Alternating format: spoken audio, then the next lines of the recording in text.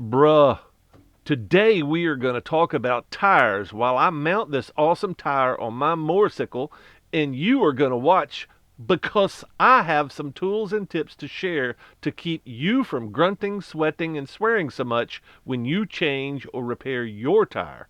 And if you take a few of these tips, you will be better and faster at changing and swapping tires, and you will look cooler doing it. Moto giant rides on, the adventure's begun. So I found a set of Kendas for a reasonable price, and I have been running Kenda big blocks for over a decade now, and I have never been disappointed. They offer perfect rubber compound for traction and wear, aggressive tire pattern, eats well off pavement, and it's stable on the road, so it's good on dirt and street. It offers great mileage, and it's cheaper than most in this category. The best comparison I can make is to the Dunlop 606, which has all the previous attributes other than long lasting and cheap, because it is neither, and I have never gotten 2,000 miles out of a set of Dunlops. So, pro tip number one is to use some kind of slippery liquid to help break the bead. The tight rubber edge that is stuck to the rim at this point, breaking the bead might be the hardest thing you do, and you must have the right tools and any advantage you can get to move the stuck tire just an inch. Any kind of liquid is better than nothing. This time I'm using a spray soap. Last time I used the alcohol spray bottle I used for my leg, as that is what I will have on the trail, and it worked well.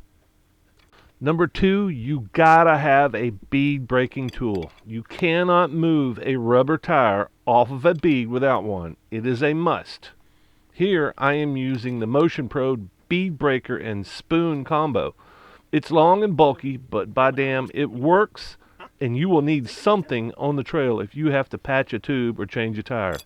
I have used a kickstand before to break the bead, but it is really tricky, and you really need a second set of hands to pull that one off.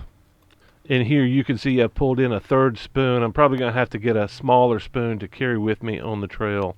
But yeah, it's nice to have 2, 3 spoons, and maybe a rim buddy or something like that to keep the rim from sliding back on. But it's a tedious process, and the easier you can make it, the less sweat, groaning, moaning, huffing, and puffing you do, the better your day will go, and you won't pinch your damn tube either, hopefully. So I'm heating up my rubber, make it easier to go on, and I filled this full of air, washed it off, cleaned it. Now that it's dried off mostly, I can inspect it, look for any kind of damages, wear. Of course, it's not leaking air. I've already done the bubble test. So if it leaks down, it's because I screwed the pooch installing it, which I don't think I'm going to do, but we'll see. I'm going to leave this like partially inflated so this thing will go in there easily, and then we'll go from there. Well, I'm going to try to do this tire a little bit differently. I didn't remember this thing having a heavy duty tube in there. Normally I don't like heavy duty tubes because when they come apart you can't patch them. They may last longer. I don't know. I've never been able to tell any difference. But they're extremely hard to patch. They create a lot more friction and heat. And obviously this one has lasted around the Transamerica Trail and back. So maybe this is a really good tube. It looks like it's in great condition. Just going to lube up one side of the tire and just jam it on there. I've got some Sex Lube here. This stuff works amazing. And if I can't get it on with this car can't be gotten on. But the first thing is I've got the hole for the valve stem. And I'm going to line that up. Looking at rotation, that's forward. So this needs to be down because this is the sprocket side. So the wheel is running this way. And I think it even says it on here somewhere. There we go. Yeah. It's got dummy proof. So I'm going to lube up this side of the tire real quick. And then I'm going to see if I can jam it up after I line that valve stem up. Let's see what I can do here. The downside to this stuff, it's not like regular Regular lube, you just spray it on or whatever, you just rub it on. This stuff is kind of like gum, but it's slick as snot. Once you get it going on, it's pretty good. It's just it takes a little while to get it on. But getting it on you should take your time when you're getting it on, At least that's what the ladies tell me.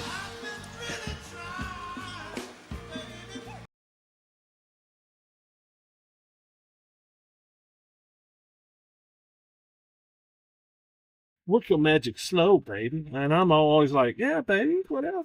Whatever, baby. Yeah, baby. I'm spinning like that. So all I gotta do now is line up that freaking nozzle. Pretty close. I should be able to work it around in there once I get it on. Main thing is to get it close.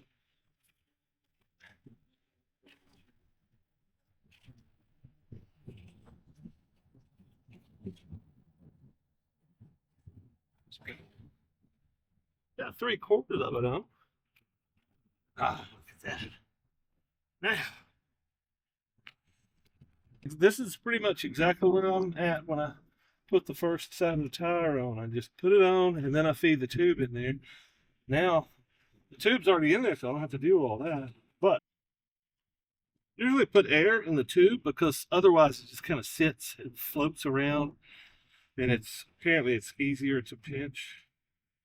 Airing up your tire is pretty important, and you will not know how important it is until you pinch your tube 2 or 3 times trying to put it back on the tire.